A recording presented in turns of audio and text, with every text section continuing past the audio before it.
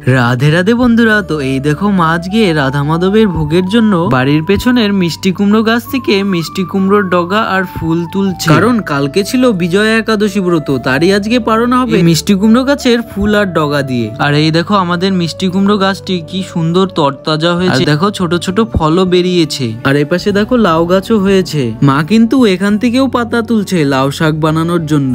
আর এই দেখো মা লাউয়ের ডগার চেহারা দেখে খুশিতে আত্মহারা হয়ে গেছে। এই দেখো কত সুন্দর সুন্দর ফুল, এগুলো দিয়ে কিন্তু রাধা মাধবের জন্য বড়া বানানো হবে। আর এই দেখো মা এখন রাধা মাধবের জন্য ভোগ রান্না শুরু করে দিয়েছে। আর এখন দেখো ভোগ রান্না কমপ্লিট হয়ে গেছে, বাবা এখন রাধা মাধবের ভোগ লাগাচ্ছে। আর তোমরা এখন একটু রাধা মাধবের ভোগারতির দর্শন করো। আর তোমরা এখন একটু রাধা মাধবের ভোগের দর্শন করো।